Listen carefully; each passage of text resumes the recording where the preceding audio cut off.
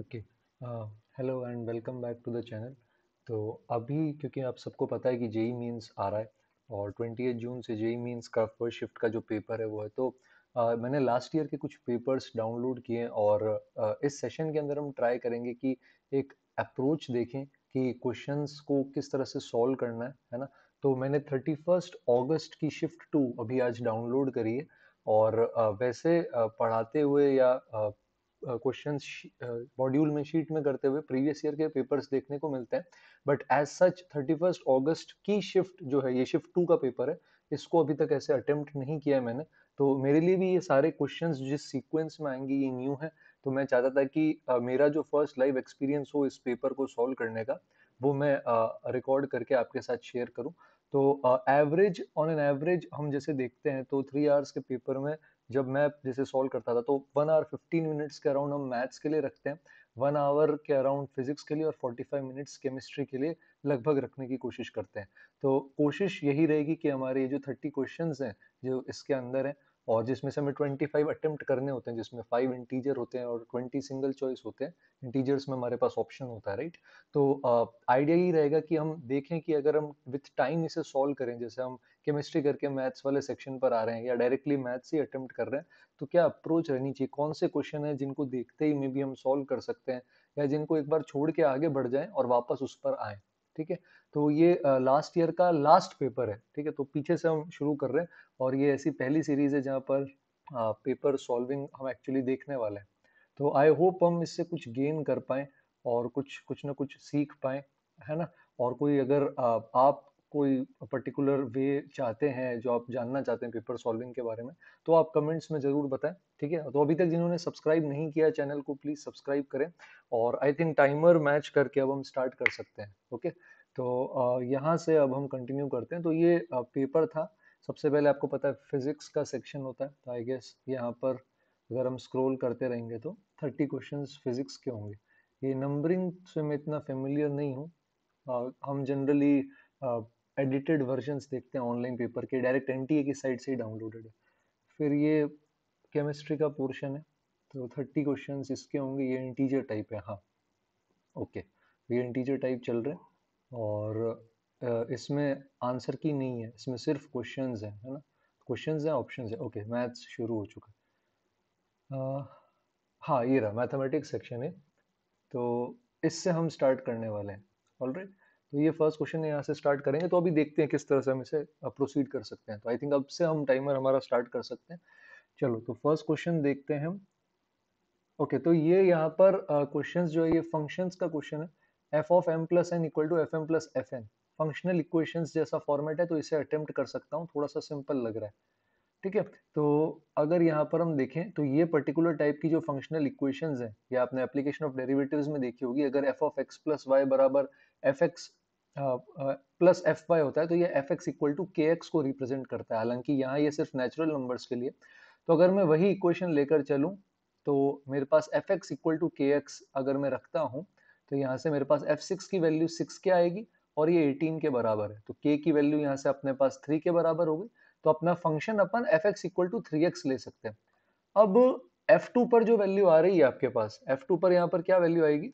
F2 पर value आ जाएगी आपके पास 2 into 3। तो अगर हम यहाँ 2 into 3 देखेंगे तो वैल्यू क्या आ जाएगी हमारे पास? 6 के बराबर। और 3 into 3 देखेंगे तो 9 आ जाएगी और इनका प्रोडक्ट पूछा है आपसे। तो 6 9 आपके पास हो जाएगा 54। तो आई थिंक ये काफी आसान था, इसको फर्स्ट अटेम्प्ट में हम कर सकते थे। नेक्स्ट क्वेश्चन पे आ जाते हैं। तो z is a purely imaginary number. तो प्योरली इमेजिनरी नंबर का आइडिया आपको है। प्योरली इमेजिनरी नंबर का क्या मीनिंग होता है? जिसका रियल पार्ट जीरो होता है और आपको इसकी मिनिमम वैल्यू फाइंड आउट करनी है इस कॉम्प्लेक्स नंबर की। तो पहले इसे सॉल्व करने की कोशिश करते हैं। प्योरली इमेजिनरी नंबर का मतलब हो जाएगा कि real part zero. Real part का मतलब अगर हम यहाँ देखें तो z minus iota upon z minus one, है ना। तो रियल पार्ट ऑफ z का ये फॉर्मूला होता है z plus Z bar by two. मैं आपको साथ साथ स्टेप्स बता रहा हूँ, है ना। तो दिस प्लस इसका कॉन्जुगेट यानी z bar plus iota upon Z bar minus one, this should be equal to zero. Cross multiply करके हम इसे सॉल्व कर सकते हैं। तो कैलकुलेशन अगर आप इसे मल्टीप्लाई करेंगे तो जेड बार बनेगा, फिर माइनस का आयोटा जेड बार बनेगा, माइनस का जेड बनेगा, प्लस का आयोटा बनेगा। और इसे क्रॉस मल्टीप्लाई करते हैं तो मॉड जेड स्क्वायर माइनस का जेड बार, प्लस का आयोटा जेड और माइनस का आयोटा, ये हमारे पास आ रहा है अगर कैलकुलेशन अभी तक सही करी है तो। और ये सम इक्वल टू आ रहा है हमारे पास 0। तो आयोटा से माइनस आयोटा चला गया हमारे पास, ठीक है। और अब हम यहाँ पे क्या कर सकते हैं, ये z को x प्लस आयोटा y ले सकते हैं। तो मॉड जेड स्क्वायर जो वाला एक्सप्रेशन आएगा आपके पास, मॉड जेड स्क्वायर आपके पास बेसिकली क्या बन जाएगा, 2 टाइम्स आ रहा है तो 2 times X square plus Y square. बाकी जगह क्या सीन है, माइनस आयोटा है, साथ में आपके पास x माइनस आयोटा y आ जाएगा z बार का, और माइनस z है तो यहाँ पे x प्लस आयोटा y। इसी तरह माइनस जेड बार है तो इसमें x माइनस आयोटा y, और लास्ट में प्लस का आयोटा z है तो x प्लस आयोटा y। अब ये जीरो है तो रियल पार्ट अलग से जीरो करेंगे, इमेजिनरी पार्ट अलग से जीरो करेंगे, ठीक है। तो इसके अंदर रियल पार्ट में हमारे पास क्या आ रहा है यहाँ पे, 2x स्क्वायर और 2y स्क्वायर भी आ रहा है, और यहाँ पर इमेजिनरी में एक माइनस आयोटा x है, प्लस आयोटा स्क्वायर y को माइनस y लिख देंगे, साथ में माइनस x भी है, एक माइनस का आयोटा y इधर आ रहा है, यहाँ पे एक और माइनस x आ रहा है आई थिंक, तो यहाँ माइनस x एक और लिख दिया जाएगा, प्लस का आयोटा y आ रहा है, प्लस का आयोटा x आ रहा है, और साथ में एक और माइनस y आ रहा है। तो इमेजिनरी पार्ट तो खुद ब खुद जीरो हो रहा है देखो। तो यहाँ से सब कॉमन लेकर जो इक्वेशन बनेगी वो बनेगी X square plus Y square minus X minus Y बराबर 0। ये बेसिकली एक सर्कल को रिप्रेजेंट करती है जिसका सेंटर हाफ कॉमा हाफ है, ठीक है। हाफ कॉमा हाफ उसका सेंटर आ रहा है, और रेडियस अगर अपन निकालेंगे root G square plus F square minus C वाले फॉर्मूला से, तो वो 1/4 प्लस 1/4 का स्क्वायर रूट, तो आई थिंक 1/√2 ऐसा कुछ आ जाएगा। तो अब ये जो कॉम्प्लेक्स नंबर है इसका डिस्टेंस है, ये z minus three plus three iota क्या शो कर रहा है, उसका डिस्टेंस शो कर रहा है 3,3 वाले कॉम्प्लेक्स नंबर से। तो अगर डिस्टेंस की बात करें तो हम यहाँ पर देख सकते हैं इसके केस के अंदर कि मान लो आपके पास सर्कल है, सर्कल कहाँ बन रहा है, हाफ कॉमा हाफ पे इस तरह से बन रहा है 1/√2 रेडियस का, और 3,3 आगे कहीं होगा, तो मिनिमम डिस्टेंस जो होगा वो दोनों पॉइंट्स के बीच का डिस्टेंस होगा C1 C2, और उसमें से रेडियस को हटा सकते हैं, ठीक है। मैं एक एक क्वेश्चन डिटेल में सॉल्व नहीं कर रहा हूँ, मैं सिर्फ अप्रोच बता रहा हूँ, ओके। तो C1 C2 अगर डिस्टेंस निकालेंगे तो 1/2 की आपको डिस्टेंस निकालनी है 3,3 से, तो ये आ जाएगा 5/2 का स्क्वायर प्लस 5/2 का स्क्वायर, कुछ ऐसा 25/2, तो 5/√2 आएगा। मिनिमम पूछा है तो 1/√2 हटा दो, मैक्सिमम पूछते तो 1/√2 ऐड कर देते, तो आंसर 4/√2 आ जाएगा जो कि 2√2 होता है। तो ये कॉम्प्लेक्स नंबर का क्वेश्चन है, इसको अटेम्प्ट किया जा सकता है अगर आपको कॉम्प्लेक्स नंबर की नॉलेज है, आपको पता है रियल इमेजिनरी क्या होते हैं, और थोड़ी सी ज्योमेट्री का आइडिया है कि इसको कैसे रिप्रेजेंट करते हैं। नहीं तो छोड़ो, आगे बढ़ो। कॉम्प्लेक्स नंबर अगर नहीं कर रखा तो इस पे हमें फिर टाइम इन्वेस्ट नहीं करना, ठीक है। 63 पे आते हैं हम, नेक्स्ट क्वेश्चन। 63 के अंदर क्या दे रखा है, एक मिनट स्क्रॉल ज्यादा हो गया, sum of roots of the equation. तो इक्वेशन को सॉल्व करना है अपन को, इसके अंदर अब लॉग है, इक्वेशन है, लोगैरिथम पड़ा है, तो बिल्कुल अटेम्प्ट करेंगे। तो यहाँ पर हम क्या कर सकते हैं इसके केस के अंदर, ये जैसे 4 है, इस 4 को आप लिख सकते हो 2 की पावर 2, ये यहाँ पर जाकर क्या हो जाएगा, डिवाइड हो जाएगा, तो ये बनेगा x+1 माइनस, और ये वाले 2 को अपन ऊपर भेज रहे हैं इसके, है ना, लॉग बेस में 2 ही रखते हैं, 3+2 की पावर x का क्या कर देंगे, यहाँ होल स्क्वायर कर देंगे, और यहाँ पर आपके पास 4 का बेस हमने 2 में कन्वर्ट कर लिया, तो ये 10 - 1/2 की पावर x ऐसा लिखा जा सकता है, ठीक है। तो 2 की पावर, और यहाँ पर अब हम क्या करेंगे, x+1 इधर ही रहने देंगे, बाकी क्वांटिटीज राइट साइड शिफ्ट कर देंगे, लॉग के रूल्स यूज करेंगे, माइनस होता है तो डिवाइड, प्लस होता है तो मल्टीप्लाई। ये कुछ ऐसा आ जाएगा 3+2 की पावर x इसका होल स्क्वायर, और नीचे डिवाइड में आपके पास आ जाएगा 10 - 1/2 की पावर x। अब इस 2 को हटाने के लिए लेफ्ट साइड भेज देंगे, तो 2 की पावर x+1 ये आ जाएगा 3+2 की पावर x का होल स्क्वायर, और अपॉन में आ जाएगा 10 - 1/2 की पावर x। अब सब जगह 2 की पावर x है, तो आप 2 की पावर x को t अज्यूम कर सकते हो, और फिर क्वाड्रेटिक बनाने की या जो भी जैसी भी इक्वेशन बन रही है क्यूबिक वो बनाएंगे। तो ये आ जाएगा आपके पास 2t इंटू 10 - 1/t, ठीक है। 2t क्यों हुआ, क्योंकि 2 की पावर 1 अलग कर दिया यहाँ से, और ये आ जाएगा 3+t का होल स्क्वायर। इसको सॉल्व करेंगे तो क्वाड्रेटिक आएगी 20t - 2। आई होप हमारी कैलकुलेशन सही हो यहाँ तक। मीन्स में कैलकुलेशन थोड़ी एक्यूरेट रखनी पड़ती है, और मुझे मीन्स दिए हुए 5-6 साल हो गए हैं, 6 साल। तो टी स्क्वायर प्लस 9 प्लस 60 ऐसा। तो एक तरफ ले जाएं तो टी स्क्वायर और साथ में क्या आ रहा है हमारे पास माइनस का 14t और प्लस में हमारे पास आ रहा है यहाँ पे 2। ओके, तो इर्रेशनल रूट्स आ रहे हैं I guess. Sum of roots पूछा था और हमारे पास ये 2 की पावर x में है सम ऑफ रूट्स।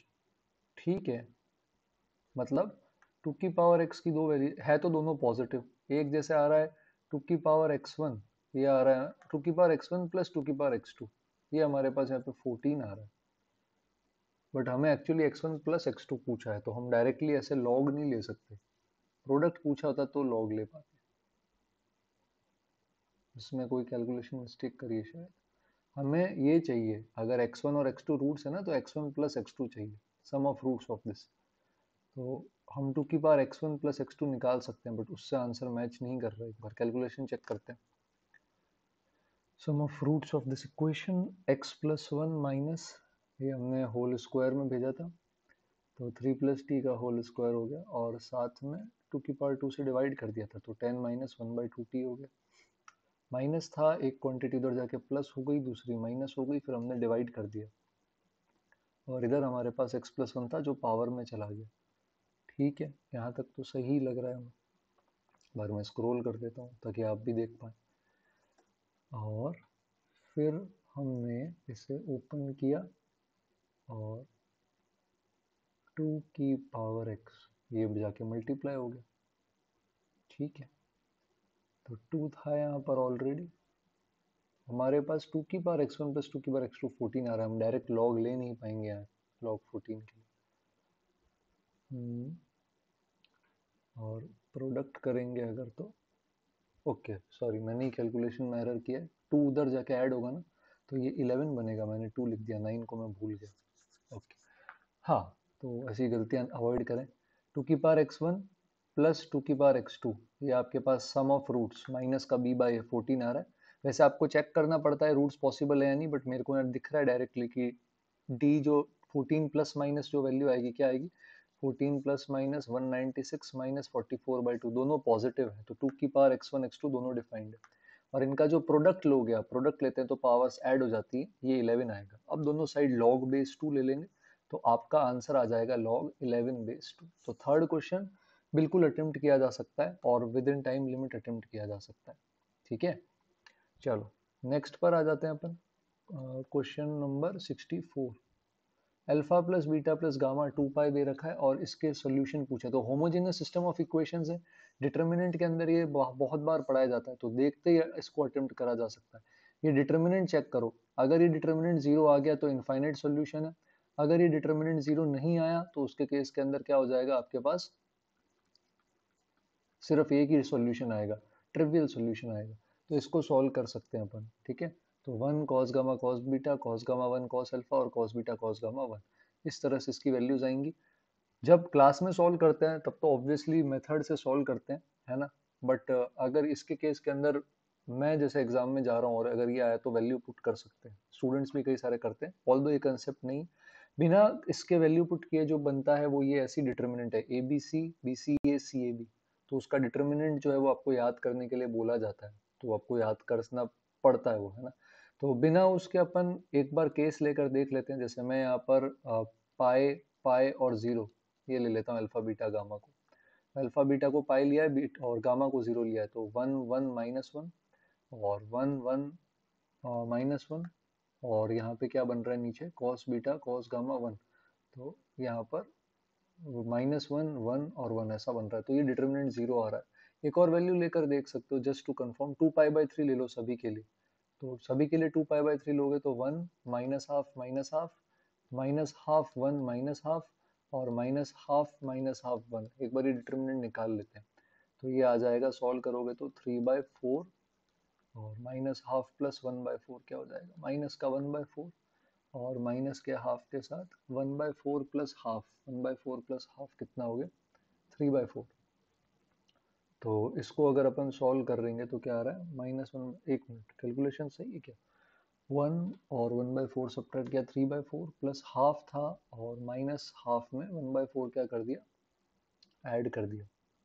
और माइनस हाफ के साथ 1/4 प्लस 1, सॉरी, तो ये 5/4 आएगा। तो ये वापस जीरो हो जाएगा। तो मैंने दो वैल्यू पुट करी, दोनों से जीरो आ रहा है। इनफाइनाइटली मैनी ले सकते हैं क्योंकि अल्फा बीटा गामा कुछ फिक्स्ड है नहीं है, बट हाँ कंसेप्ट से कर सकते हैं। बट अभी मैं सिर्फ पेपर सॉल्व करने जा रहा हूँ, तो डिटर्मिनेंट में ऐसा कई बार पुट करके आ जाता है। तो आई थिंक हम 12-13 मिनट्स तक पहुँच चुके हैं और अभी 4 क्वेश्चन हैं। तो मैं बता भी रहा हूँ आपको, तो स्पीड हमारी अच्छी चल रही है। तो आगे चलते हैं। पहले 4 क्वेश्चंस में कॉम्प्लेक्स अगर नहीं आता तो वो छोड़ने लायक था, बाकी तो आई थिंक सब पहले गो में अटेम्प्ट कर सकते हो। A1 A2 A3 AP में है और फर्स्ट 10 टर्म्स का सम है ये A1 से A10, और नेक्स्ट P टर्म्स का सम है। इनका रेशियो दे रखा है 100/P²। कुछ बच्चों को याद होगा ये, और अगर 10th वाले बच्चे देख रहे हैं इस वीडियो को तो ये बोर्ड का क्वेश्चन है 10th का। डेटा चेंज है बस यहाँ पे, बट ये एनसीईआरटी में प्रूव करते थे हम मिसलेनियस में। 10 टर्म्स का सम कैसे लिखोगे? n/2 लिखते हैं, फिर क्या आता है 2a प्लस n-1 × d, ऐसा ही लिखते हैं अपन। याद आया? और नीचे हमारे पास क्या होता है, p टर्म्स है तो p/2, 2a plus p-1 × d, ऐसा कुछ। ये किसके बराबर आ रहा है? 100/p² के बराबर, ऐसा।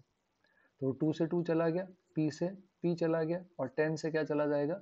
ये चला जाएगा। तो यहाँ से आपके पास रिलेशन आ जाएगा बेसिकली a और d के अंदर। अगर आप सॉल्व करेंगे तो 2a प्लस 9d, ऐसा। ये आपके पास आ जाएगा 20a प्लस 10 टाइम्स p-1d।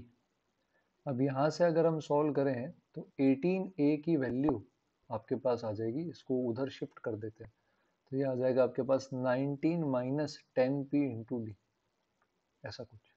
आपको A11/A10 निकालना है। A11 होता है a प्लस 10d, ठीक है, और A10 हो जाता है आपके पास a प्लस 9d, ऐसा कुछ।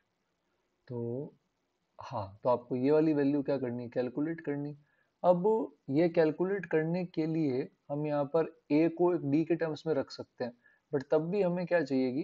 p की हेल्प चाहिएगी कि हम यहाँ पे p को ऐसा क्या सब्सटीट्यूट कर सकते हैं कि ये आंसर हमारे पास आ जाए। अच्छा, मैंने यहाँ p मल्टीप्लाई नहीं किया क्रॉस में, सॉरी। तो 2a प्लस 9d था, p को इधर मल्टीप्लाई करोगे तो ये भी ऐसा बनेगा। ये वाला सही नहीं लिखा है, मैं इसे इरेज करके वापस लिख लेता हूँ। चलो, तो क्रॉस मल्टीप्लाई करेंगे अगर अपन, तो यहाँ पर ये 2ap प्लस 9pd आएगा, ये p भूल गया मैं।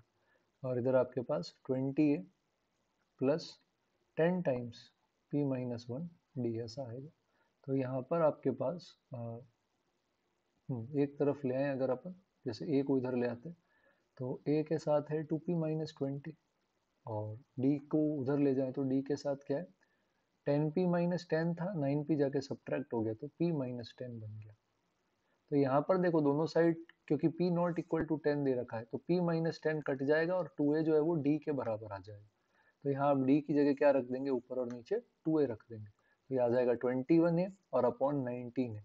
तो ये 21/19 हो जाएगा। तो अभी तक तो by the looks of it मुझे ऐसा ही लग रहा है कि शायद 2021 का ये इजी पेपर है, और क्योंकि अभी तक 5 क्वेश्चन में लेंदी क्वेश्चन एक भी नहीं आया, डायरेक्ट एपीआई है ना। चलो हाँ, ये एंगल ऑफ इंटरसेक्शन बोला और lengthy question. Angle of intersection में इंटरसेक्शन पॉइंट निकालते हैं, टेंजेंट का स्लोप निकालते हैं, और tan थीटा बराबर m1 minus m2 upon 1 plus m1 m2 लगाते हैं। तो एंगल ऑफ इंटरसेक्शन निकालने की कोशिश करते हैं। तो सॉल्व करने का एक तरीका तो एलिमिनेशन लगाओ। चलो एक बार एलिमिनेशन ही ट्राई कर लेते हैं, वरना पैरामेट्रिक फॉर्म पे आएंगे। वाई स्क्वायर को क्या लिखा जा सकता है? A b minus x square, a greater than b है, यहाँ पे पुट कर दो। तो x square upon a square plus a b minus x square upon b square, ये 1 के बराबर आ रहा है।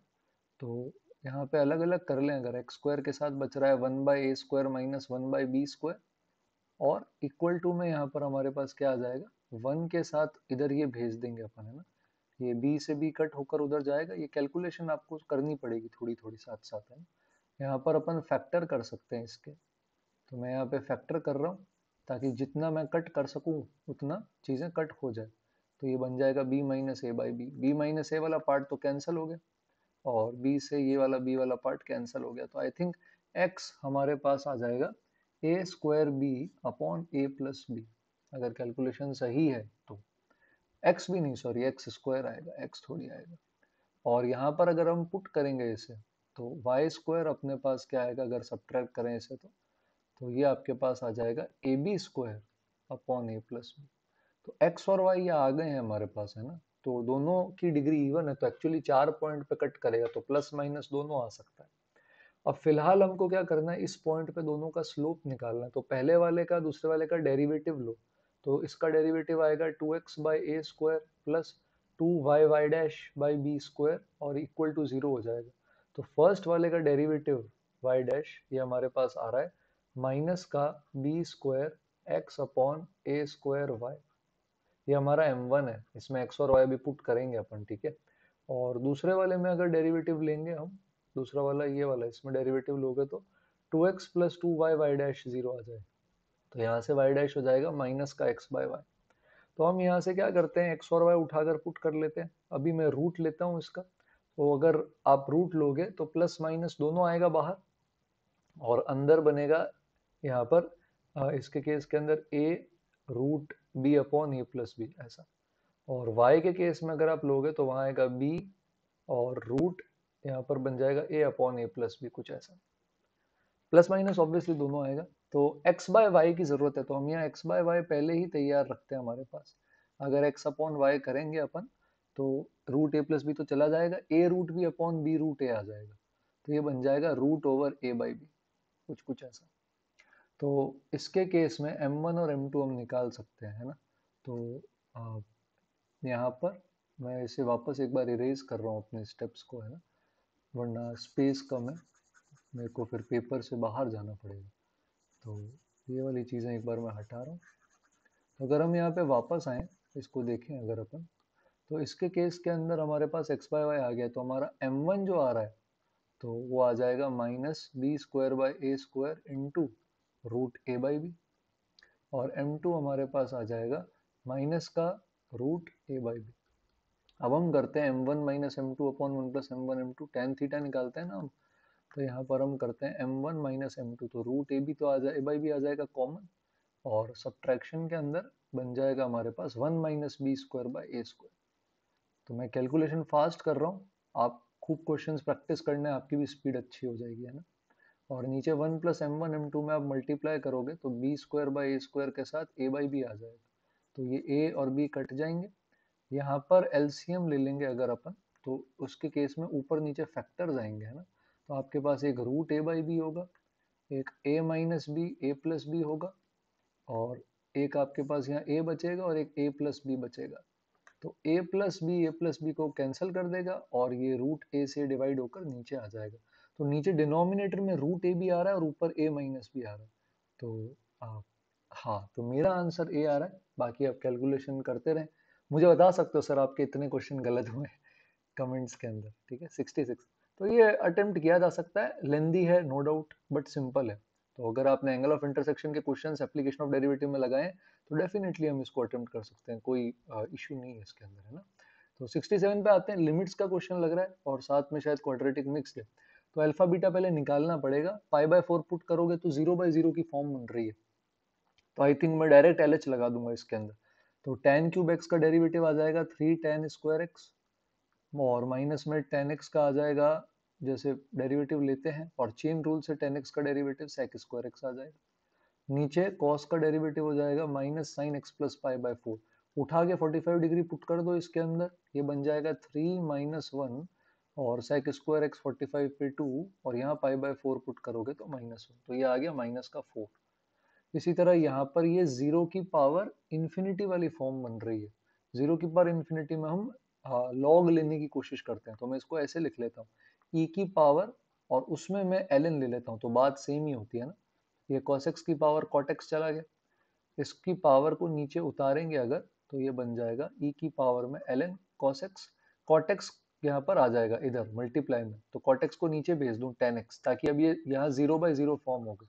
अब e की पावर में lh लगा देंगे ऊपर, तो ln cos x का जो डेरिवेटिव आएगा आपके पास, ये I think minus tan x आ जाएगा, और नीचे इसका डेरिवेटिव sec स्क्वायर x आ जाएगा। अब ये सॉल्व करोगे तो ये 0 बन जाएगा, और e की पावर 0 1 होता है। तो हमारे पास -4 और 1 ये वैल्यूज निकल के आई हैं, ठीक है। तो सम ऑफ रूट्स क्या होगा, माइनस का b बाई ए, ये किसके बराबर हो जाएगा, इन दोनों के सम के बराबर। और प्रोडक्ट ऑफ रूट्स क्या आ रहा है हमारा, -4, ये किसके बराबर हो जाएगा, c/a के बराबर।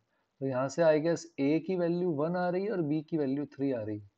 तो थोड़ा सा फास्ट किया है बट हाँ लिमिट्स है, दोनों में LH लग रहा है, ये में आता है, और फिर क्वाड्रेटिक का relation between the roots easy है। आई थिंक हमने आज इजी पेपर लिया है, कोई बात नहीं, नेक्स्ट शिफ्ट के अंदर थोड़ा सा मे भी अच्छा है। ये 31 अगस्त शिफ्ट 2 है, तो आप बता सकते हो अगर आपको कोई पर्टिकुलर शिफ्ट पसंद है कि सर पहले इसका ले लो, ठीक है। तो मैंने शिफ्ट वाइज पेपर अभी तक नहीं देखे हैं, तो अपन वैसा देख लेंगे, है ना।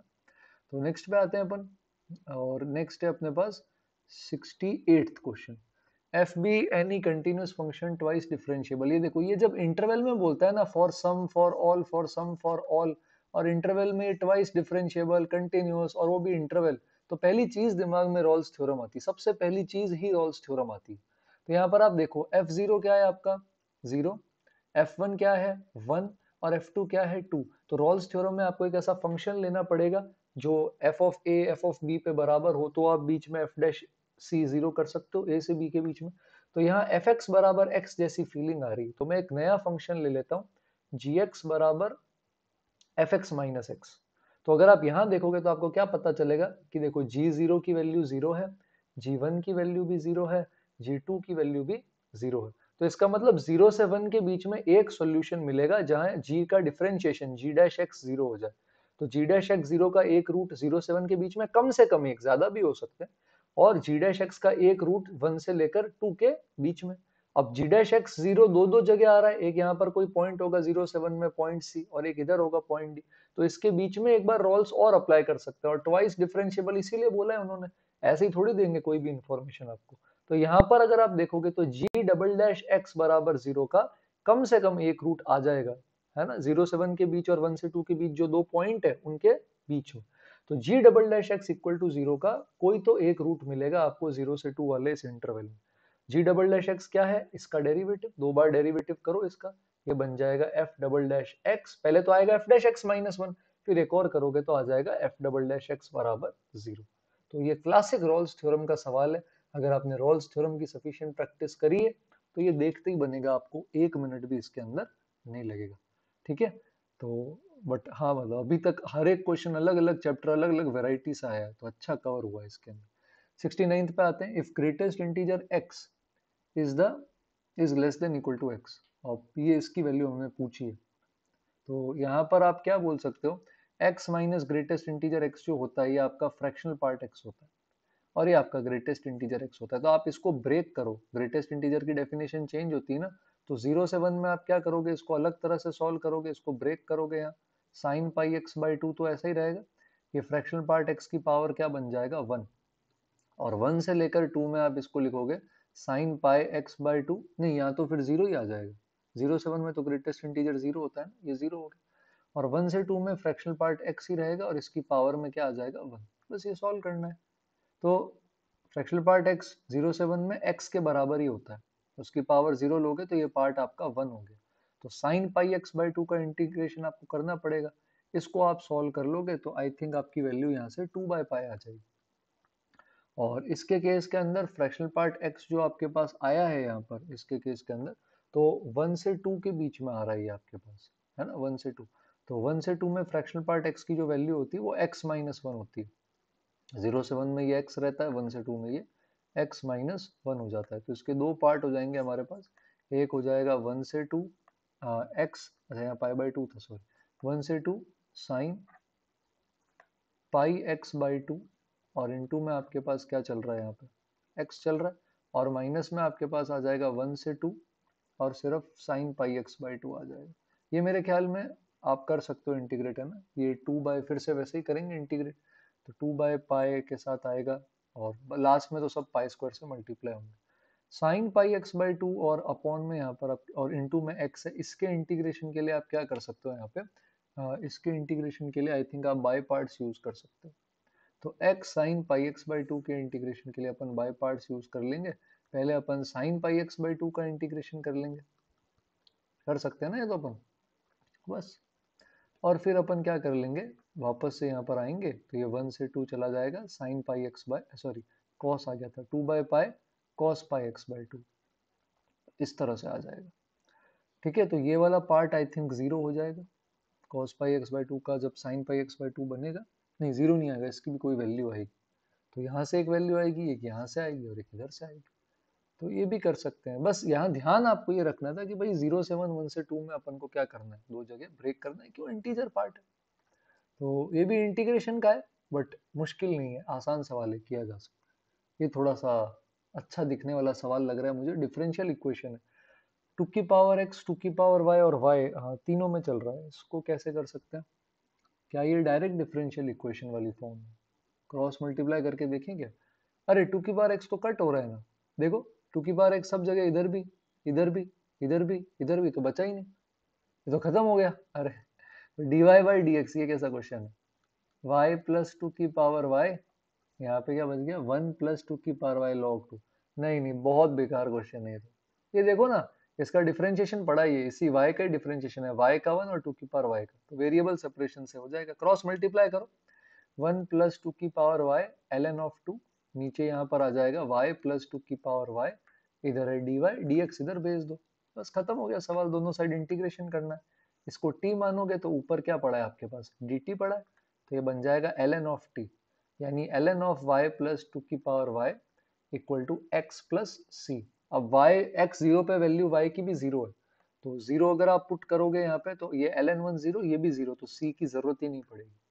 अब y बराबर वन पे x पूछा है, यहाँ y बराबर वन आप पुट कर दो, तो y बराबर वन पुट करोगे तो ये आएगा ln थ्री, तो x की वैल्यू आ रही है ln of three. ln of three जो है वो वन से जस्ट बड़ा आएगा, ln में बेस 2.7 होता है ना, तो log थ्री बेस 2.7 जस्ट क्या आएगा आपका, वन से बड़ा। तो ये भी आपका ज्यादा टाइम नहीं लेता, आपको बस टू की पावर एक्स कैंसिल करके वेरिएबल सेपरेट करने। तो 70 तक के क्वेश्चन में तो ज्यादा कुछ खास दम था नहीं। आगे बढ़ते हैं और देखते हैं, शायद होपफुली कुछ अच्छे सवाल हमें और मिले। तो अभी तक तो एक सीक्वेंस में अटेम्प्ट किया जा सकता था। हाँ, कुछ चैप्टर आपने छोड़े हैं तो मैं आपको साथ साथ बताता जा रहा हूँ कि ये डिफरेंशियल का है, ये इंटीग्रेशन का है, वही आपको चमक जाएगा। ये हम करके नहीं आए, तो अब इस पे जो चैप्टर आप करके गए नहीं हो मेंस में, या जिस पे आपको खुद को कॉन्फिडेंस नहीं, तो उसको फिर अटेम्प्ट एटलीस्ट स्टार्टिंग में तो ना करें, है ना। फिजिक्स केमिस्ट्री मैथ्स तीनों के पहले सबसे पहले वो क्वेश्चंस कर लें जो आसान है, या आप जिनकी तैयारी करके गए, जो आपको लगता है आप फोड़ देंगे कॉन्फिडेंस के साथ। तो 90 में से कुछ इजी अटेम्प्ट्स पहले कर लें हम, है ना। तो यहाँ पर आपके पास इस तरह से, अभी ये देखो सब जगह y by X, Y by X, Y by X दे रखा है, तो यहाँ पर फिर ऐसा मन हो रहा है कि क्या y को vx ले सकते हैं। सब जगह y बाई एक्स दे रखा है ना इन्होंने, देखो। तो यहाँ पर अब क्या कर लेंगे, y को vx ले लेंगे, तो dy बाई dx क्या आ जाएगा आपके पास, v plus x d v by d x. इस तरह से होमोजेनाइजेशन में भी करते ही हैं, डिफरेंशियल इक्वेशन का ही सवाल है बेटा ये भी। ठीक है, डिफरेंशियल के लगता है इसमें ज्यादा आए हैं।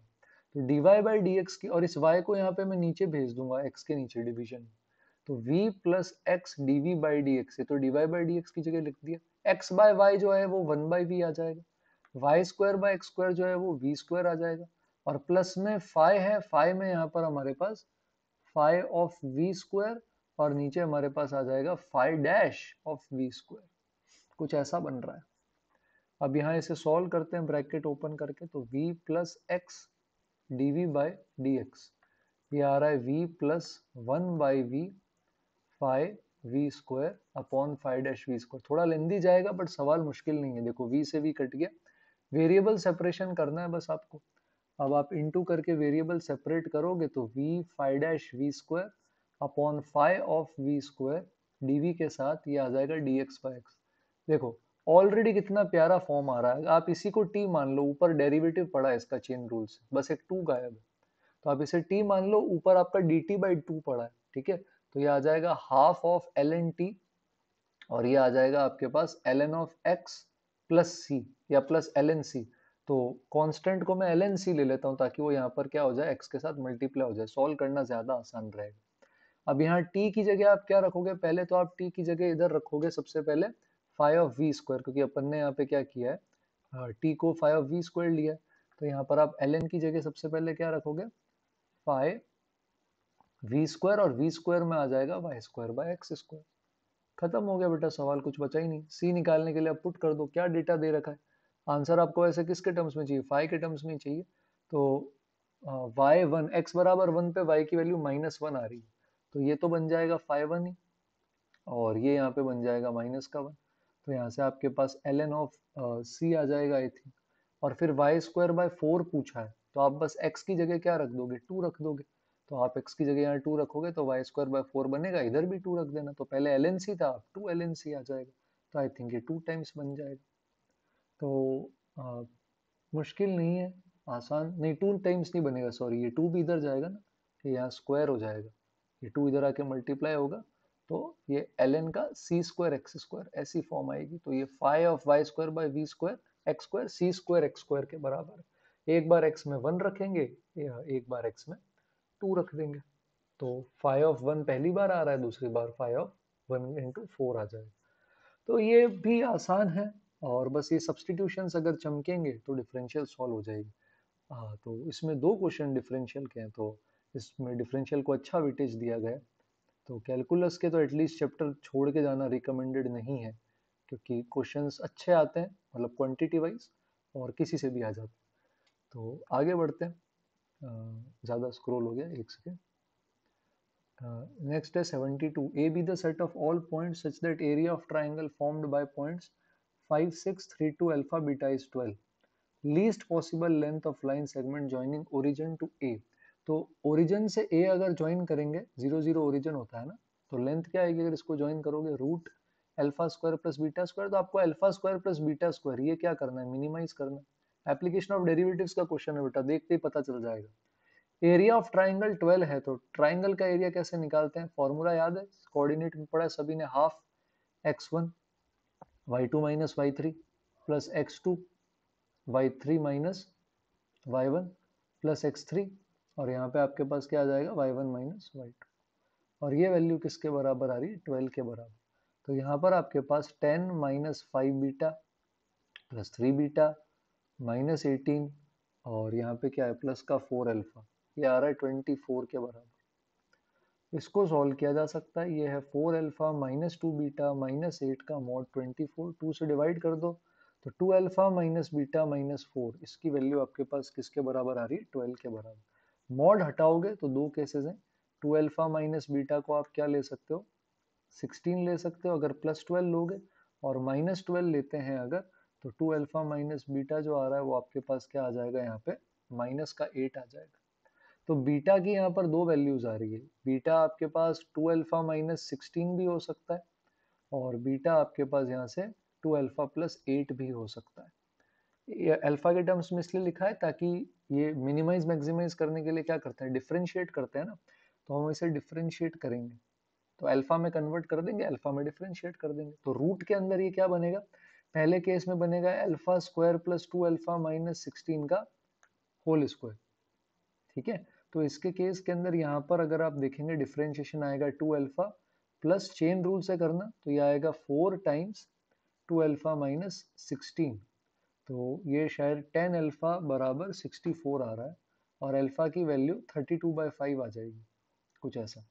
फिर वो 32/5 आप क्या करेंगे, उठाकर यहाँ पुट कर देंगे और रूट ले लेंगे, तो ये बनेगा 32/5 का होल स्क्वायर, और यहाँ पर अगर आप 64/5 में से 16 सब्ट्रैक्ट करेंगे, तो आई थिंक ये भी सेम आ रहा है, 64/5 माइनस 16 नहीं, ये 16/5 जा रहा है शायद, तो ये कुछ ऐसा बनेगा। 16/5 आप कॉमन ले लेंगे, तो 16/5 का स्क्वायर और साथ में इंटू में 5 आ रहा है आपके पास, तो 16/√5 बन जाएगा, ठीक है।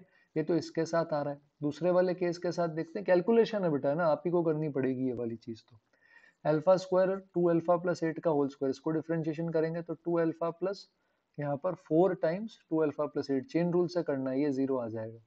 यहाँ से 10 अल्फा की वैल्यू माइनस 32 आ रही है, तो अल्फा आई थिंक माइनस 16/5 ऐसा कुछ बनेगा, उसको यहाँ पुट कर दोगे आप, तो ये बन जाएगा 16/5 का होल स्क्वायर, और माइनस 32/5 प्लस 8 क्या हो जाएगा, 8/5 आई थिंक, 8/5 का स्क्वायर, इसमें से 8/5 का स्क्वायर कॉमन ले लेंगे, तो ये बन जाएगा आपके पास 4 प्लस 1 यानी 5, तो ये 64/5 आएगा, यहाँ से रूट लेने पर हमारे पास जो आंसर आएगा वो आ जाएगा अपने पास 8/√5।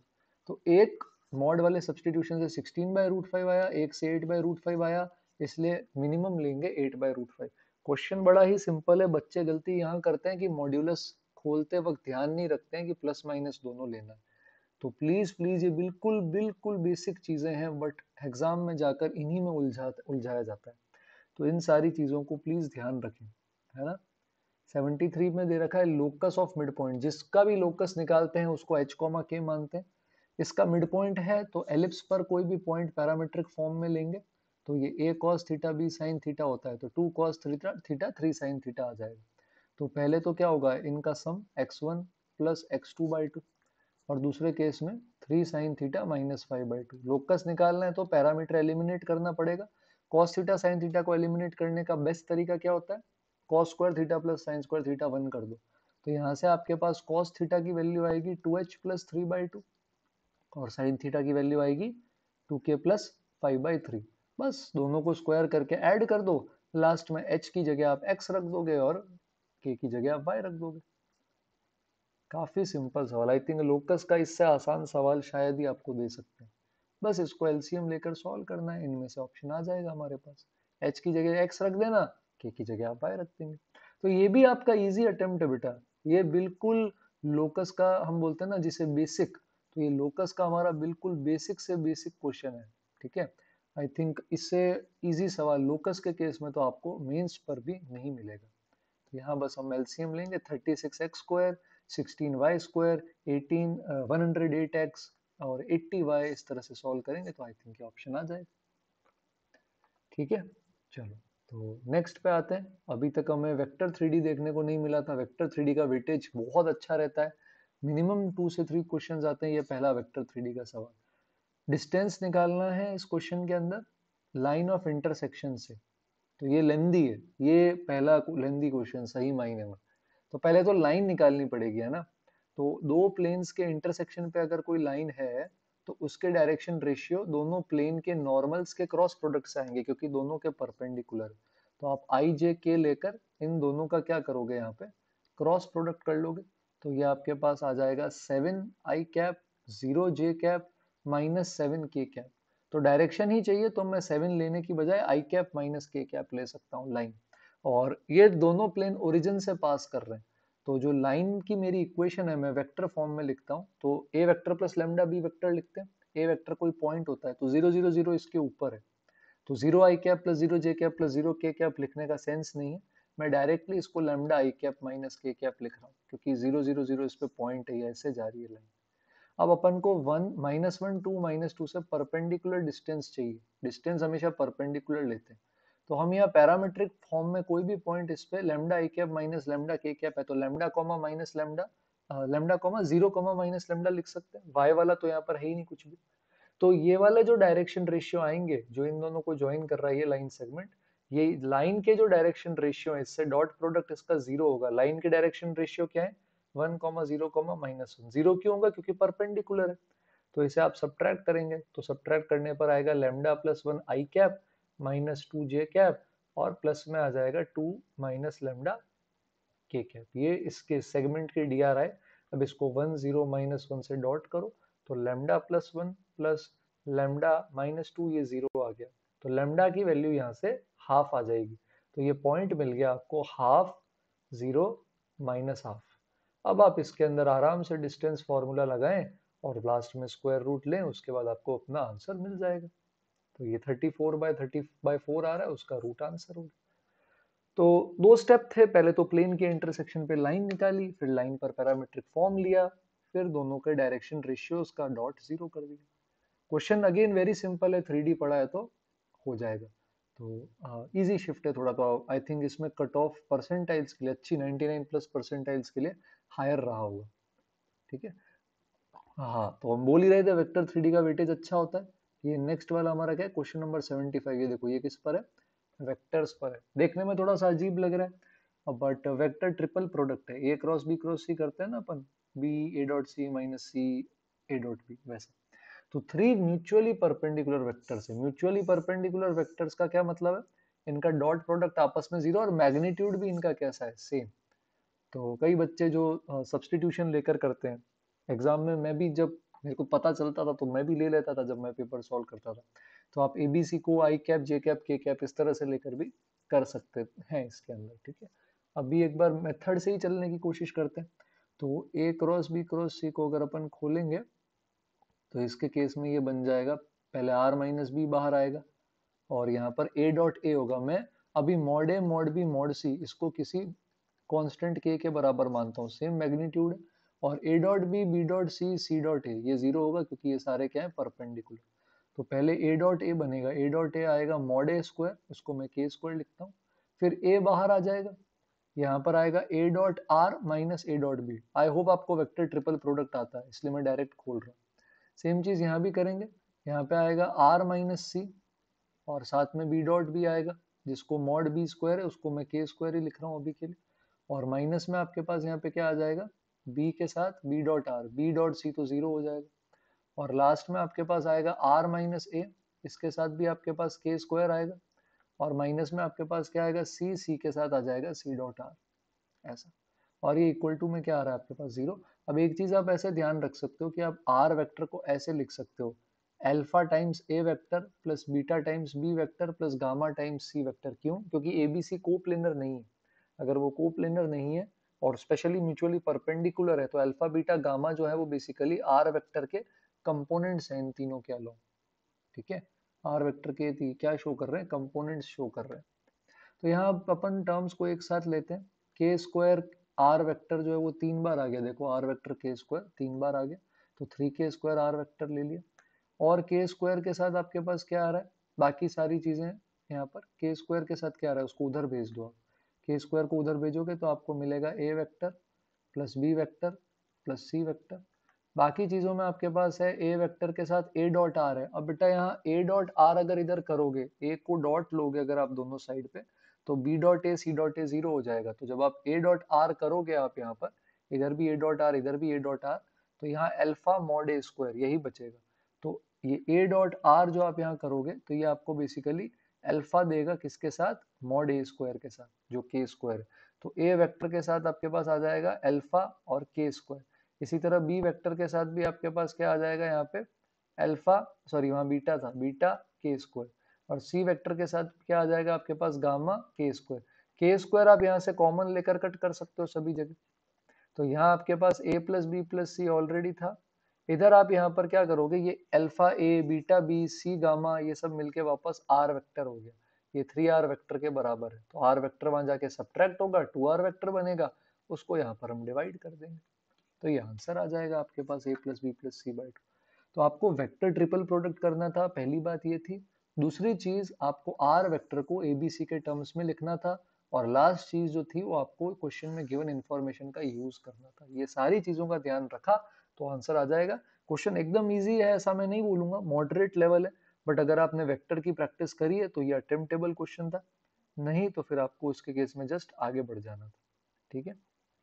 नेक्स्ट में बोला है probability that are randomly chosen onto function. Onto function क्या है पता होना चाहिए, प्रोबेबिलिटी क्या है पता होना चाहिए, नहीं तो नहीं कर सकते। जी से एस से एस जा रहा है, G3 should be equal to G1।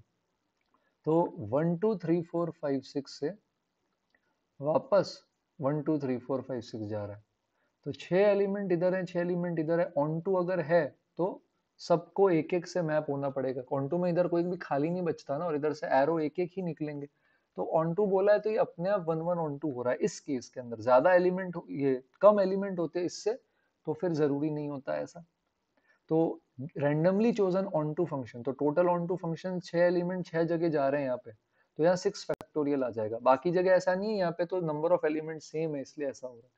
अब G3 should be equal to G1। तो अब यहाँ केसेस बनाओ कि मान लो G1 अगर 1 है तो इसके केस में G3 क्या होगा, 2, ठीक है। इसी तरह G1 अगर 2 है तो G3 क्या हो जाएगा आपके पास, 4। G1 अगर 3 है तो G3 क्या हो जाएगा उसका डबल यानी कि 6।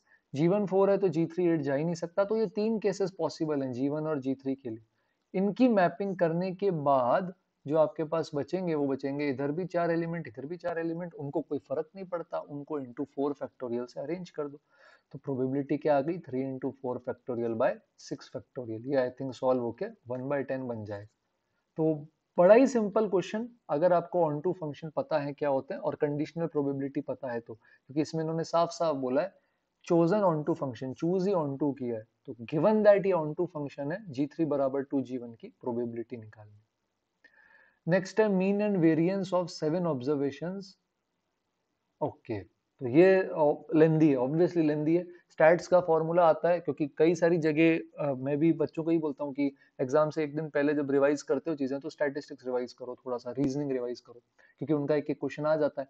तो अगर ये याद है तो अटेम्प्ट कर सकते हैं, बट हाँ थोड़ा सा टाइम खाएगा। 7 ऑब्जर्वेशंस का मीन दे रखा है, तो सारी की सारी ऑब्जर्वेशंस का सम अपॉन 7 ये 8 होगा, तो सारी ऑब्जर्वेशंस का सम हो गया 56। वेरिएंस कैसे निकालते हो, sigma xi square upon n, n यहाँ 7 है, माइनस मीन का स्क्वायर, मीन क्या है 8, तो 64, और ये क्या आ जाएगा 16। तो यहाँ से सारी ऑब्जर्वेशंस के स्क्वायर का सम अगर आप निकालोगे तो वो 560 आएगा। तो ये दो चीजें हमें यहाँ से पता चल गई। अब बोल रहा है टू ऑब्जर्वेशंस आर 6 एंड 8, तो रिमेनिंग का वेरिएंस बताओ। तो रिमेनिंग का पहले तो मीन निकालो, इसमें से पहले 6 हटाओ, इसमें से पहले 8 हटाओ, तो क्या बचेगा आपके पास, 14 हटा दोगे तो 42 बचेगा, और 5 ऑब्जर्वेशन है, तो अब आपके पास मीन आ जाएगा 42/5, ये हमारा नया मीन है। नए वेरिएंस में इन xi स्क्वायर में से 6 का स्क्वायर और 8 का स्क्वायर हटा दो, तो 100 हटेगा, और अब सब में सिग्मा xi स्क्वायर जो आपके पास है ये 460 हो जाएगा। अब फॉर्मूला लगाओ, थोड़ा सा कैलकुलेशन होगा, हालांकि इतना लेंदी नहीं है जितना लग रहा था। 460 upon n, sigma x i square by n करते हैं, 5 ही ऑब्जर्वेशन है, और मीन का स्क्वायर ये सब्ट्रैक्ट करना। ये थोड़ी सी कैलकुलेशन लेगा, एलसीएम 25 आएगा, ऊपर नीचे आपको क्या करना है, 5 से मल्टीप्लाई करना है, और 42 का स्क्वायर क्या 1784 होता है, 42 इंटू 42 क्या आएगा 1764, सॉरी, ये आ जाएगा 1764/25, ऐसा। इसको सब्ट्रैक्ट कर लेंगे तो क्या आ रहा है 536/25। कर सकते हैं यार, अटेम्प्टेबल है, ऐसा भी नहीं है, अटेम्प्ट कर सकते हैं ना। चलो, तो सिग्मा एक्स आई स्क्वायर, वेरिएंस और मीन में तो सब इसी का खेल है भाई। नंबर ऑफ सोल्यूशन, ये एक्चुअली अच्छी बात पता है क्या है, 2021 की जो जनवरी कौन सी सबसे पहले शिफ्ट कौन सी थी, फेब में हुआ था शायद, तो उसमें सेम इसी तरह का क्वेश्चन साइन और कॉस में आया था। कुछ 81 की power sine square x plus 81 की पावर कॉस स्क्वायर एक्स बराबर 30 है, ऐसा कुछ। तो मैंने लास्ट ईयर ये रियलाइज किया, क्योंकि उस वक्त तो ऑनलाइन भी सारे क्या मेमोरी बेस्ड क्वेश्चंस ही मिलते थे, पेपर इतना जल्दी आते नहीं थे। तो मतलब थोड़ा अनपॉपुलर ओपिनियन है, बट अगर आपका शिफ्ट में लेट है ना एग्जाम, जैसे मान लो 21 से 29 जून जा रहा है आपका पेपर, तो उसके केस में आप क्या कर सकते हो, 27 28 29 जैसे आपका पेपर है, तो आप ट्राई करो कि जितने क्वेश्चन भी एक बार ऑनलाइन मिलते हैं ना, तो वो एक बार आप सॉल्व करके जाओ। ज्यादा नहीं, मेमोरी बेस्ड है तो 30 के 30 तो अवेलेबल हो नहीं पाते, तब तक 16 17 ही होते हैं, थोड़ा सा आइडिया लग जाएगा। हालांकि आप में से कई बच्चे देखते भी होंगे, बट स्टिल आप ये ट्राई कर सकते हैं ना, क्योंकि कुछ सेम ही टाइप के क्वेश्चन आ जाते हैं कई बार, क्योंकि बहुत सारी शिफ्ट्स हैं, वो भी कहाँ से लाएंगे इतने क्वेश्चन। तो 32 की पावर क्या है आपके पास, tan स्क्वायर एक्स, और ये इंपॉर्टेंट है, इंटरवल ध्यान रखो जिसके अंदर सॉल्यूशन है। sec square x minus tan square x 1 होता है, तो sec स्क्वायर एक्स को आप 1 प्लस tan स्क्वायर एक्स लिख सकते हो, खत्म हो गया बेटा क्वेश्चन यहीं पे। 32 की पावर tan स्क्वायर एक्स को t मान लो, मान सकते हो क्या, अरे मान सकते हैं, क्यों नहीं मान सकते। 32 की पावर tan स्क्वायर एक्स को t मान लो, तो ये बन जाएगा t, और ये क्या है 32 की पावर यहाँ पे क्या है 1, और इनटू में 32 की पावर tan स्क्वायर एक्स, ऐसा बोल सकते हो, तो ये बन जाएगा 32t, और ये क्या आ जाएगा 81। तो t की वैल्यू 81/33 ऐसी आ रही है, ठीक है, और ये आपका 32 की पावर tan स्क्वायर एक्स के बराबर है, तो यहाँ पे tan स्क्वायर एक्स की वैल्यू आपके पास log 81/33 और बेस 32 ऐसी कुछ आएगी। तो ये 1 से बड़ा है, तो वैल्यू तो कुछ पॉजिटिव ही आएगी, और tan स्क्वायर एक्स मैक्सिमम 1 जा सकता था, तो ये 1 से छोटी है, 0 से बड़ी है, तो ये वैल्यू एक्सेप्टेबल है बिल्कुल, tan स्क्वायर एक्स बराबर है। तो tan x वैसे तो यहाँ पे प्लस माइनस का रूट है आ रहा है, लेकिन माइनस वाला हम ले नहीं सकते, तो सिर्फ प्लस वाला ही लेंगे, और एक ही सॉल्यूशन मिल रहा है। तो एक बार कैलकुलेशन चेक करना, मेरे हिसाब से तो एक ही आ रहा है, और क्वेश्चन आसान है ना, क्वेश्चन मुश्किल नहीं है। तो इस तरह के क्वेश्चंस जो है ये क्वाड्रेटिक वाले ही होते हैं, कोई ना कोई ट्रिग्नोमेट्री का बेसिकली क्या हो जाता है आपके पास, सब्सटीट्यूशन यूज हो जाता है, जैसे sec स्क्वायर एक्स को 1 प्लस tan स्क्वायर एक्स लिख लिया, ये क्वाड्रेटिक क्या, ये तो लीनियर ही बन गया।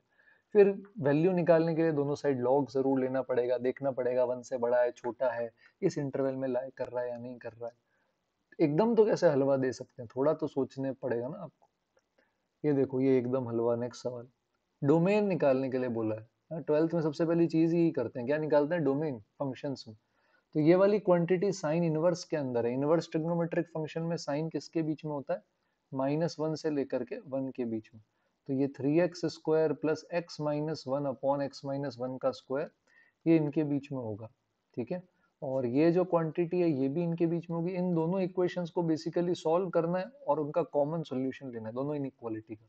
इसमें जैसे इसे सॉल्व करेंगे तो 1 राइट साइड में भेजोगे, फिर एलसीएम लोगे तो ये ऐसा बनेगा कुछ। तो यहाँ से आपके पास सॉल्यूशन आएगा -1 0 0 पे क्लोज, -1 पे ओपन, और -1 से 0 के बीच में लेने की कोशिश करोगे। एक मिनट, एक मिनट, ये ऑप्शन से मैच क्यों नहीं कर रहा है? कुछ गड़बड़ तो नहीं? अच्छा, 0 से बड़ा है, सॉरी सॉरी सॉरी, 0 से बड़ा लेना है ना, तो ये अंडरलाइन गलत कर ली मैंने, ये वाला रीजन अंडरलाइन हो जाए। फिर ये वाली इनइक्वालिटी सॉल्व करोगे, 1 को इधर लाके सब्ट्रैक्ट करोगे, तो -2 upon x plus one less than equal to 0 है, यहाँ पर -1 आएगा। इधर नेगेटिव है तो पहले माइनस फिर प्लस रखोगे, -1 पे ओपन है, इससे बड़ा कुछ भी ले लेंगे। तो इन दोनों के कॉमन लेने पर तो 0 या 0 से बड़ा ही आ रहा है, पहले वाला पार्ट कट जाएगा। तो इसका सॉल्यूशन जो आपको मिलेगा, ये 0 या 0 से बड़ा कोई भी नंबर मिल सकता है यहाँ पर। उसका इसके साथ इंटरसेक्शन चाहिए। अच्छा, यहाँ पर देखो डिनोमिनेटर में 1 नहीं हो सकता, गड़बड़ हो जाएगी, तो डिनोमिनेटर में 1 नहीं लेना।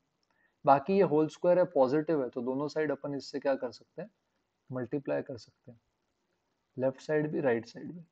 और दोनों इन इक्वालिटी को अब क्या कर लेंगे? सॉल्व। पहले इसे करते हैं, तो ये सॉल्व करने पर 4x² माइनस एक्स ऐसा कुछ बनेगा। तो ये 0 के इधर और 1/4 के इधर ऐसा कुछ आ रहा है शायद। और इसे सॉल्व करेंगे एक साइड लाकर, दूसरी वाली इनइक्वालिटी, तो ये 2x² plus 3x minus 2 less than equal to 0, I think ऐसा कुछ बन रहा है।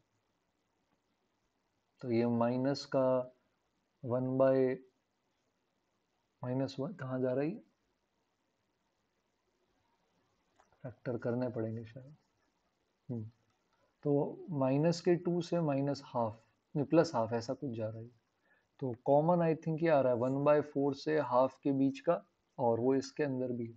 तो 1/4 से हाफ के बीच का रीजन आ रहा है शायद, 1/4 से हाफ के बीच का। 1/4 से हाफ, और 0 अलग से क्यों ले रखा है? 0 अपना क्लोज था क्या?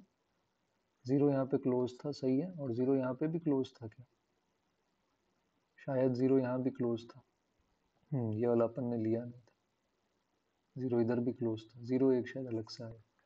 तो वही है, कैलकुलेशन पार्ट है। हाँ, ये थोड़ा सा लेंदी है, नो डाउट। मैंने तो फटाफट इनइक्वालिटीज लिखी है, जल्दी जल्दी बना है नंबर लाइन पे। लेंदी है बट इजी क्वेश्चन है। डोमेन की प्रैक्टिस बहुत करते हैं आप सभी लोग फंक्शंस में, तो ये इजी अटेम्प्ट है ना। और 80 पे आते हैं। आई थिंक अपना 1 आवर होने वाला है, तो 15 मिनट्स बचेंगे, 2-3 मिनट्स में 1 आवर हो जाएगा। तो ये अपना सिंगल चॉइस लास्ट है, ये आई थिंक 1 आवर में कंप्लीट होने वाला है। तो इसका नेगेशन चाहिए। पहले तो इस इम्प्लाइज को हटाओ। इम्प्लाइज हटाओगे तो क्या आता है? पी इम्प्लाइज क्यू कैसे सॉल्व होता है? नेगेशन पी और क्यू। तो ये हो जाएगा नेगेशन पी और आर। और बेटा लास्ट तक बने रहें, क्योंकि मैं लास्ट में एक बार पूरा एनालिसिस बताऊंगा इसका, और बताऊंगा कि कौन से क्वेश्चन अटेम्प्ट किए जा सकते थे, कौन से नहीं, जेनेरिक वे में। तो इसमें बने रहें लास्ट तक। तो ये ऐसा आ गया इसका नेगेशन। और ये अब आप क्या करोगे? इस पूरे का नेगेशन लेना है। ये तो इम्प्लाइज हटाया है, तो डी मॉर्गन लॉ से लेंगे नेगेशन। इसके नेगेशन का नेगेशन करोगे तो वापस पी और आर ही आ जाएगा। बीच में साइन क्या हो जाएगा? चेंज। और लास्ट अब इसका क्यू और आर का करोगे नेगेशन, तो ये हो जाएगा negation q and negation r. तो ये वाली चीज अपने पास आ रही है, सही बात है। चाहो तो लॉस से कर लो, लॉस से करोगे तो इसके केस के अंदर यहाँ पर आपके पास क्या आएगा? ये एंड है, एंड में ऑर्डर चेंज हो सकता है, कोई दिक्कत नहीं। तो दूसरा तरीका है, अगर आपको लॉस से नहीं जमता तो आप फिर इसकी ट्रूथ टेबल बना लो, और इनमें से देख लो कि इनमें से किस ट्रूथ टेबल के साथ ये परफेक्टली मैच कर रहा है। अभी एक बार मैं इसे खोल देता हूँ, तो पी और आर एंड नेगेशन क्यों आ रहा है, और यहाँ पर भी। अच्छा, ये दोनों ही एंड है, तो फिर ऑर्डर मैटर नहीं करेगा, पहले नेगेशन आर। ठीक है, पी और आर जो आ रहा है आपके पास, पी और आर, इसको negation q and negation r के साथ करना है। ठीक है, ट्रूथ टेबल ही बना लेते हैं, नहीं तो ज़्यादा कन्फ्यूजन होगा। तो T F T F T F, इधर आ जाएगा T T F F T T F F, और इधर 4 बार टी ले लेंगे और 4 बार एफ ले लेंगे। तो सबसे पहले पी और आर की ट्रूथ टेबल बना लो। पी और आर में आपके पास क्या आएगा, जब भी ट्रू आ रहा है तो रिजल्ट आपके पास कैसा हो जाएगा, ट्रू। तो ये सारे के सारे ट्रू होंगे लास्ट को छोड़ के। फिर negation q and negation r चाहिएगा। तो ये बेसिकली क्यू और आर का नेगेशन है, क्यू और आर का नेगेशन है। तो क्यू और आर का जो रिजल्ट है ना, उसको हम क्या कर देंगे, यहाँ उल्टा कर देंगे। क्यू और आर का जो भी रिजल्ट आपके पास बनता है उसको आप क्या कर दोगे, यहाँ पे उल्टा कर दोगे। तो इसके केस में आपके पास कुछ ऐसा आ जाएगा। एक मिनट, ये हमने सही दिया। पी और आर में 7 बार ट्रू आ रहा था, यहाँ पर हमारे पास 6 बार ही आ रहा है। ठीक है, कोई बात नहीं, ये कुछ ऐसा बन जाएगा। और अब आपको इन दोनों का एंड चाहिए, तो अगर आप दोनों का एंड ले रहे हो तो आई थिंक सारे ही फॉल्स हो जा रहे हैं, ऑल फॉल्स जा रहा है। शायद मैंने कैलकुलेशन गड़बड़ करी है इसके अंदर, फिर भी चेक कर लेना।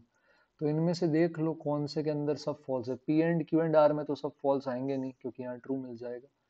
नेगेशन पी के अंदर हो सकता है क्या, नेगेशन पी में ये सारे ट्रू हैं, यहाँ भी नहीं होगा।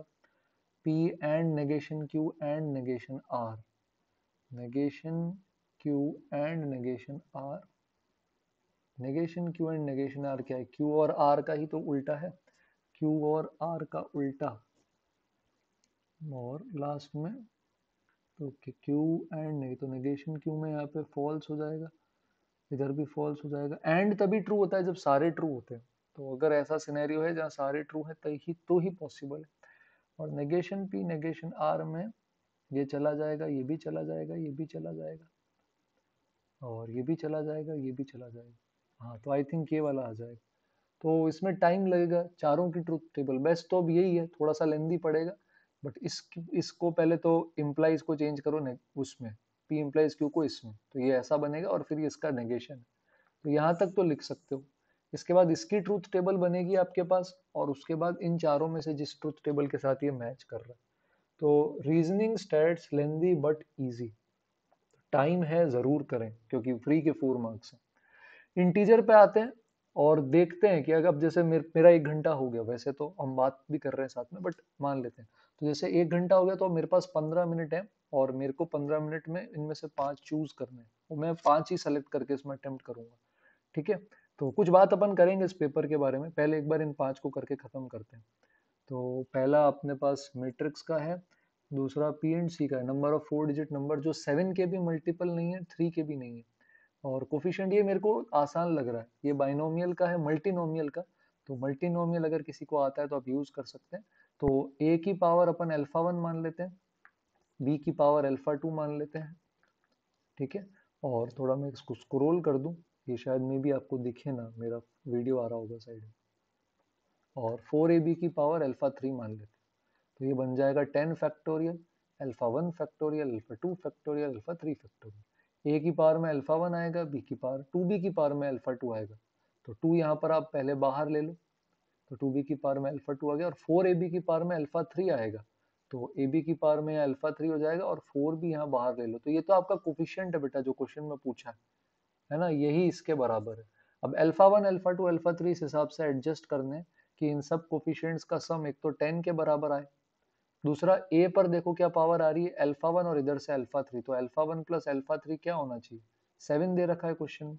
और बी पे क्या आ रहा है आपके पास, अल्फा 2 और अल्फा 3, तो अल्फा 2 प्लस अल्फा 3 क्या आना चाहिए, क्वेश्चन में 8 दे रखा है। तो इन दोनों को सब्ट्रैक्ट कर लो, तो यहाँ से अल्फा 2 आ जाएगा 3, और फर्स्ट और थर्ड को सब्ट्रैक्ट कर लो, तो यहाँ से अल्फा 1 की वैल्यू आ जाएगी 2। तो अल्फा 3 पीछे बच गया, अल्फा 3 5 हो जाएगा। तो कोफिशिएंट आ गया 10 फैक्टोरियल, 2 फैक्टोरियल, 3 फैक्टोरियल, 5 फैक्टोरियल, 2 की पावर 3 और 4 की पावर में यहाँ पे आ जाएगा 5। तो ये सिंप्लीफाई होकर बन जाएगा 2 की पावर 13। तो ये 2 की पावर 13 इंटू ये पार्ट आ रहा है, इसको सॉल्व कर सकते हैं। 6 7 8 9 10, 5 फैक्टोरियल चला जाएगा, नीचे 2 इंटू 6 है, तो 6 से 6 गया, और 2 5 का क्या होता है 10। इस 8 को मैं 2 क्यूब बनाकर इसके पास भेज देता हूँ, ताकि ये 2 की पावर 16 से कैंसिल हो जाए। तो पीछे आपके पास 7 इंटू 9 इंटू 5 यही बचेगा, 45 7 का क्या होता है 315। तो आई थिंक ये आंसर हो जाएगा। तो कैलकुलेटिव है थोड़ा सा, बट आई थिंक मेरे को मल्टीनोमियल अच्छा लगता है तो मैंने ये अटेम्प्ट किया। आपको मैट्रिक्स पसंद हो या पीएनसी पसंद हो तो आप ऊपर जा सकते हो। ये डेफिनेटली अटेम्प्ट करना बनता है, ये एजीपी का सवाल है, एजीपी का नहीं है। नहीं नहीं नहीं नहीं नहीं नहीं नहीं नहीं, एजी मेथड ऑफ देखो कितना आगे जा रहा है। एक बार ट्राई करते हैं, यहाँ 1/5 चेंज हो रहा है ना, तो इस पूरी ये इक्वेशन अपने पास क्या है, 7/5, 9/5 स्क्वायर, 13/5 क्यूब, 19/5 की पावर 4, ये इस तरह से चल रहा है। अब इसको 1/5 से मल्टीप्लाई कर लो और आगे शिफ्ट कर लो एक एक। ये 7/5 स्क्वायर हो गया, 9/5 क्यूब हो गया, 13/5 की पावर 4 हो गया, इनफाइनाइट टर्म्स तक जा रहा है। दोनों को सब्ट्रैक्ट कर लेंगे तो ये आएगा 7/5, 2/5 स्क्वायर, 4/5 क्यूब। हाँ यही मैं बोल रहा था कि ये एजीपी नहीं है, अब ये एजीपी बना है। अब एक बार और यही चीज अप्लाई करनी पड़ेगी, ये जो 4s/5 अपन ने लिखा है ना, ये 7/5 plus 2/5 square plus 4/5 cube, same चीज एक बार आगे और अप्लाई करनी पड़ेगी। फिर से एक बार ये 1/5 से मल्टीप्लाई होगा, लेंदी चला गया। 7/5 स्क्वायर बनेगा, 2/5 क्यूब बनेगा, यहाँ 4/5 की पावर 4 बनेगा। अब सब्ट्रैक्ट कर लो इसे, तो 4 तो कॉमन आ जाएगा यहाँ, ये बन जाएगा 25 माइनस 1। 4s तो कॉमन आ गया ना, 1/5 में से 1/25 हटाओगे तो 4/25, तो ये ऐसा बनेगा। एक 7/5 ऐसे ही रहेगा, ये इस जीपी का हिस्सा नहीं है, इसको सब्ट्रैक्ट करोगे तो -5/5 स्क्वायर। आगे जीपी बन जाएगी 2/5 क्यूब, 2/5 की पावर 4, 2/5 की पावर 5। इनफाइनाइट जीपी है तो कोई दिक्कत नहीं। 7/5, ये माइनस का 1/5, ए अपना ऊपर आ जाएगा और नीचे का क्या आता है, 1 - r। इसको आप सॉल्व कर लेना, तो 2/125/4/5 ऐसा कुछ आएगा आपके पास। तो आई थिंक ये 2/100 हो जाएगा। क्या ये 2/100 है? तो 2/100 होता है 1/50। तो 6/5 प्लस 1/50, तो ये शायद 61/50 आ रहा है, 61/50 ऐसा कुछ। और फिर ये 16s/25 के बराबर है, तो s आ जाएगा 25/16, और इंटू में आपके पास आ रहा है यहाँ पे 61/50। और आपको इंटू करना है इसको 160 से, तो 160 से इंटू कर देंगे अब इसे, तो 16 0 और ये कैंसिल हो गया, 5 से ये 5 कैंसिल हो गया, शायद 305 है, बट आंसर आपको एक बार चेक करना पड़ेगा। तो ये ऑल्दो हमने सोचा था सीक्वेंस सीरीज आसान हो, but this was a bad attempt. ठीक है, आंसर आ सकता है, बट 2 बार चीज लगानी पड़ रही, क्या पता इतना टाइम वहां नहीं है। यहाँ पर देखते हैं एक और, F X is a cubic polynomial, f1 f-1 दे रखा है, और local maxima at x equal to 1, और f dash X has a local maxima at E. ये किया जा सकता है। f डैश एक्स का देखो, f एक्स की डिग्री क्या होगी, f एक्स की डिग्री है 3, f डैश एक्स की डिग्री क्या हो जाएगी आपके पास 2, f डबल डैश एक्स की डिग्री हो जाएगी आपके पास 1। तो यहाँ से f डबल डैश एक्स का ये एक ही रूट है, x बराबर -1, तो आप f डबल डैश एक्स को लिख सकते हो k टाइम्स x प्लस 1। फिर इंटीग्रेट करो तो f डैश एक्स आ जाएगा आपके पास k times x² / 2 plus x plus C. ये निकालने के लिए क्या करोगे, एफ एक्स का लोकल मिनिमा 1 पे है, तो 1 इसका रूट है, तो 1 पुट करने पे 0 आना चाहिए, एफ डैश 1 शुड बी 0। तो c की वैल्यू आपके पास -3/2 आ जाएगी, तो ये कुछ ऐसा बन जाएगा। समझे बात? और लास्ट में अब एफ एक्स एक बार फिर से इंटीग्रेट करोगे तो k यहाँ पर है, ये आ जाएगा x³ / 6 x² / 2 -3x/2 और प्लस में c। ये k और c अब दो वेरिएबल है, एक बार 1 पुट करना है तो -10 आएगा, तो 1 पुट करोगे तो क्या बनेगा आपके पास, सबसे पहले आप यहाँ 1 पुट करो, तो यहाँ से वैल्यू आएगी +10। फिर आप -1 पुट करो, -1 पुट करने पर आपके पास क्या बनता है, इस तरह से देखेंगे ये बनेगा, इससे वैल्यू आएगी 6 के बराबर, यहाँ -10 यहाँ 6। अब इनको डिवाइड करोगे तो c आ जाएगा, सब्ट्रैक्ट करोगे तो k आ जाएगा। फिर f(3) पूछा है, तो ये अटेम्प्ट है, ये स्ट्रेट अटेम्प्ट है, ये करना है, ये नहीं छोड़ना। और इसके अंदर sine cube x plus cos cube x integration अगर लेंदी जाएगा तो छोड़ो, ये एरिया अंडर द कर्व है। और हाँ ये कर सकते हो, देखो 89 इजी अटेम्प्ट है, 3 कर चुके हैं इंटीजर। 2, -4 पे टेंजेंट है पैराबोला पे, डायरेक्ट लगाओ बेटा, t बराबर 0, y y1 बराबर x प्लस x1/2, टू। तो यहाँ से आपके पास टेंजेंट आ गया x plus y plus two 0। अब ये क्या है, सर्कल का टेंजेंट है, सर्कल का रेडियस रूट ए के बराबर है। ध्यान से देखो, यही गलतियां होती है, X square plus Y square A लिखा हुआ है, ए स्क्वायर नहीं है, तो रेडियस रूट ए है। अब जीरो जीरो से इसकी डिस्टेंस देखो, जीरो जीरो से डिस्टेंस क्या आएगी, डिस्टेंस फॉर्मूला लगाओगे तो रूट टू के बराबर, तो यहाँ से ए की वैल्यू टू आ गई। आप ए स्क्वायर लेके चलते तो गड़बड़ हो जाती, रूट टू आता। तो छोटी छोटी चीजों में फंसा देते, एकदम छोटी छोटी चीजों में, तो इसका थोड़ा सा अपन को ध्यान रखना पड़ेगा। एक क्वेश्चन और चाहिए हमें, क्या ये निकाल सकते हैं? Suppose this line lies on, खत्म हो गया, ये ले लो लास्ट वाला। ये लाइन इस पे लाई करती है तो बेटा ये पॉइंट जो आएगा इस लाइन का वो इस पे होगा। पॉइंट क्या आ रहा है, टू टू माइनस टू। ठीक है, suppose this lies on the plane, तो इसमें रख दो two six plus four plus beta बराबर क्या आ गया, जीरो। तो यहाँ से आपके पास क्या हो जाएगा, बीटा की वैल्यू आ जाएगी -12। फिर ये लाइन इस पे लाई करती है तो इसके नॉर्मल के परपेंडिकुलर है, तो डॉट लगा लो, alpha into one minus five into three minus two into two, ये भी जीरो आ गया। तो यहाँ से अल्फा की वैल्यू भी आ गई हमारे पास। तो यह अल्फा बीटा आ गए, इनका सम निकाल लेंगे अपन। तो ये आई थिंक हमारे पांच, one two three four five integers हैं। वन, अच्छा अभी फोर ही किए हैं क्या, कोई बात नहीं, अभी 3 मिनट है। वन टू थ्री फोर किए, एक और कर लेते हैं। एक और कौन सा कर सकते हैं, ये सर्कल वाला ही कर लेते हैं, मेरे को सर्कल थोड़ा पसंद है। बी इसका सेंटर है, सर्कल का centre one comma minus two है, ये बी पॉइंट है। और रेडियस अगर अपन यहाँ पे निकालेंगे तो रेडियस आपके पास टू आ जाएगा। और टू टेंजेंट्स बनाए हमने, पी एंड क्यू।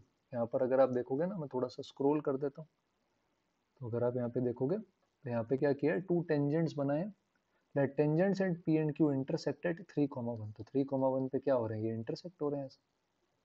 ठीक है, 3,1 से टेंजेंट की लेंथ आप निकाल सकते हो, रूट S11 फॉर्मूला होता है। तो उठाकर अपन क्या कर देंगे, इसके अंदर इसको पुट कर देंगे। अगर पुट करेंगे तो ये 9 आ रहा है, तो रूट 9 ये 3 हो गया, और ये रेडियस दोनों क्या हो गए, 2 2 हो गए। और अगर आप इसके भी, और ये परपेंडिकुलर होते हैं, ये भी आपको पता होगा, है ना। तो आप यहाँ पे डिस्टेंस फॉर्मूला लगाओगे तो रूट 13 आ जाएगा। तो ये P, ये Q, ये A। अब क्या पूछा है, a p q upon b p q. A p q triangle और बी पी क्यू ट्राइंगल का एरिया पूछा है, तो ये एरिया हम निकाल सकते हैं। एरिया निकाल सकते हो ना आप, ए पी क्यू और बी पी क्यू का, क्या बात करो, निकल जाएगा ना। ए पी क्यू की लेंथ ही तो चाहिए, पी क्यू की लेंथ आ जाएगी हमारे पास। तो वैसे इस क्वाड्रिलेटरल का एरिया हमारे पास क्या आ रहा है, ये triangle half into two into three, three इसका एरिया, थ्री इसका एरिया, सिक्स टोटल एरिया। और ये परपेंडिकुलर होता है तो आप half d one d two भी कर सकते हो। तो half d one d two अगर आप करोगे तो ये पी क्यू कॉर्ड की जो लेंथ है ये आ जाएगी 12/√13 के बराबर। ठीक है, तो वहां से आप क्या कर सकते हो, आपको बेसिकली करना यही है कि ये और ये, इसका एरिया ए पी क्यू और बी पी क्यू, इसका हमको एरिया क्या करना है, फाइंड आउट करना है। तो यहाँ से हम इसे फाइंड आउट कर सकते हैं। एक तरीका तो ये हो गया इसका एरिया निकालने का। और क्वेश्चंस कौन से हैं easy attempt, area under the curve, integration direct हो रहा है क्या, sine x plus cos x को टी मान के किया जा सकता है, बट हाँ काफ़ी सारे पार्ट्स हैं तो लेंदी है। आई थिंक मैट्रिक्स वाला आसान था, ये कर सकते थे आप, मैट्रिक्स आसान है। आई ए इंटू ए आई होता है ना, A minus B whole cube करते अगर, तो A cube minus B cube minus three A plus three A square ऐसा बनता। और ये आई माइनस ए क्यूब है, ये तो कैंसिल हो जाता आपके पास। तो ये वाली चीज़ three A square minus three ए, ये नल मैट्रिक्स के बराबर आनी चाहिए। तो ये आप कैलकुलेट कर सकते थे, या ये ज़्यादा, ये और भी ज़्यादा आसान है, ये ले सकते हो। फोर डिजिट नंबर्स कहाँ होंगे, थाउजेंड से 9999, जो सेवन के भी मल्टीपल नहीं हो, थ्री के भी नहीं हो। तो सेवन के भी, जैसे ये सेवन के मल्टीपल है, ये थ्री के मल्टीपल है, तो ये बाहर वाले ना सेवन के हैं ना थ्री के हैं, तो आप ये निकाल लो, ए यूनियन बी में क्या करोगे, सेवन के मल्टीपल निकालो, थ्री के मल्टीपल निकालो, सेवन और थ्री दोनों के मल्टीपल्स सब्ट्रैक्ट कर लो, और वो टोटल फोर डिजिट नंबर्स जो 9000 होते हैं उसमें से हटाओगे तो बाहर वाला हिस्सा आ जाएगा। ये आई थिंक ज्यादा आसान पड़ेगा उस एरिया वाले से। तो ये थोड़ा सा 1 आवर 10, 1 आवर 15 मिनट्स का पेपर सॉल्विंग था। अब कुछ चीज़ें जो मैं आपको बताना चाहता हूँ, जनरली एक गो में एक पेपर नहीं कर सकते। जैसे मे बी मेरे को चैप्टर्स आते हैं सारे, कुछ चैप्टर्स में आप वीक होंगे या कॉन्फिडेंस नहीं होगा, या अगर सब अच्छे हैं तो बहुत अच्छी बात है। तो जैसे आप अटेम्प्ट कर रहे हैं, तो अगर सारे एक गो में बन रहे हैं तो बहुत अच्छी बात है।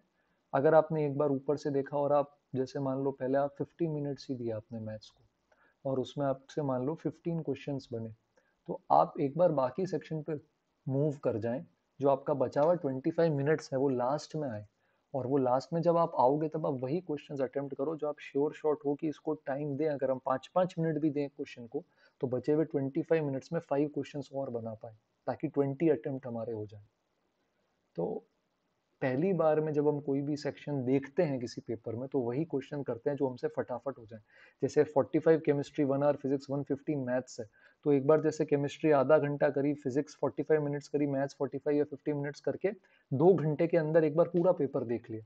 अब बचे हुए आधे घंटे में 15 मिनट केमिस्ट्री को, 20 मिनट फिजिक्स को, 25 मिनट मैथ्स को जो आप दे रहे हो 25 मिनट्स, तो उसके अंदर अब आप वही क्वेश्चंस करोगे जो आपको लगता है कि आप इसमें कर सकते हो। और ये कैसा पता चलेगा?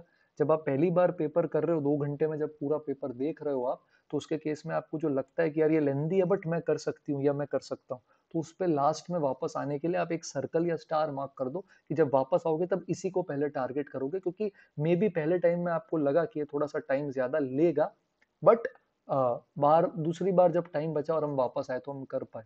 तो स्ट्रेटेजी यही रहेगी कि ट्राई ऐसा करें कि पेपर को एक बार पूरा 2 घंटे में गो थ्रू करके एक बार वापस आए उन क्वेश्चंस के लिए जो थोड़े से मे बी लेंदी थे या किए जा सकते थे अगर थोड़ा और टाइम दे। जो स्ट्रेट अवे लग रहा है कि ये तो कर ही लेंगे, 2 मिनट 3 मिनट क्या, एक बार अभी देखे कर ही लेते हैं, वो तो वहीं पे खत्म कर दो। ठीक है। तो ये एक वॉक थ्रू था किसी पर्टिकुलर 31 अगस्त की शिफ्ट 2 से। तो आई गेस ये आज का सेशन रहेगा। नेक्स्ट टाइम एक और शिफ्ट के साथ मिलेंगे, बेस्ड ऑन इसका क्या फीडबैक रहता है। तो चैप्टर वाइज अगर मैं इसका एनालिसिस आपको बताना चाहूँ, तो ये फंक्शनल इक्वेशन है, और फिर ये वाला सेकंड वाला जो क्वेश्चन था कॉम्प्लेक्स का था, थर्ड वाला क्वाड्रेटिक और लॉग का है, फोर्थ वाला डिटर्मिनेंट्स का है, फिफ्थ क्वेश्चन जो है इसका ये एप्लीकेशन ऑफ डेरिवेटिव्स का है, सिक्स्थ लिमिट्स प्लस क्वाड्रेटिक है, seventh Rolle's theorem application of derivative, eighth definite integration, ninth again differential equation, tenth भी differential equation, eleventh application of derivatives, तो बहुत सारा कैलकुलस आया है। ट्वेल्थ कोनिक सेक्शंस है विथ लोकस है। ठीक है। और 13th vector, 14th 13 3D, 14th vector, 15th कहने के लिए प्रोबेबिलिटी है बट ऑन टू फंक्शन भी साथ में आ रहा है, स्टैट्स का एक आएगा पता है आपको, रीजनिंग का एक आएगा पता है आपको, 78 फिर से क्वाड्रेटिक है, 79 जो है ये डोमेन का, तो फंक्शंस का या आईटीएफ का क्वेश्चन ले सकते हो, और ये रीजनिंग तो पूरा आप देख लो, पूरे सिंगल चॉइस में आपके पास क्या आया, क्वाड्रेटिक, कैलकुलस, वेक्टर 3D, और एक दो क्वेश्चन, एक डिटर्मिनेंट, एक कॉम्प्लेक्स नंबर। कैलकुलस बहुत इंपॉर्टेंट है, एक प्रोबेबिलिटी है ना, और दो क्वाड्रेटिक के थे। और इंटीजर टाइप में एक मैट्रिक्स है, एक पी एंड सी, एक बाइनोमियल मल्टीनोमियल का, और एक सीक्वेंस सीरीज है, वापस एओडी का एक सवाल, इंटीग्रेशन का एक सवाल, एरिया अंडर द कर्व का एक सवाल, और सर्कल्स के दो सवाल थे, ये खास बात है यहाँ पे, और वापस एक वेक्टर 3D का। तो वेक्टर 3D के 3 सवाल आ गए, सर्कल्स के 2 आ गए, कोनिक्स के 2 आए, स्ट्रेट लाइन एक भी नहीं है, डिटर्मिनेंट और मेट्रिसेस से एक एक सवाल आ रहा है, और क्वाड्रेटिक के भी 2 सवाल थे, एक सीक्वेंस सीरीज, एक पीएनसी, एक प्रोबेबिलिटी, एक रीजनिंग, एक स्टैटिस्टिक्स, बाकी पूरा बचा हुआ आई थिंक 15 क्वेश्चंस के अराउंड कैलकुलस है। तो आज का डिस्कशन यही एंड करते हैं। प्लीज़ चैनल को सब्सक्राइब करें और विजिट करते रहें। नोटिफिकेशंस जो बटन है उस पर क्लिक करके बेल आइकन प्रेस करें ताकि नोटिफिकेशंस मिलें आपको, और आपके फ्रेंड्स भी प्रिपेयर कर रहे हैं जेई के लिए तो उनके साथ शेयर करें। फीडबैक कमेंट्स में देते रहें, और बहुत जल्दी वापस कंटिन्यू करेंगे, मिलेंगे नए टॉपिक के साथ। तब तक के लिए थैंक यू, और पढ़ाई करते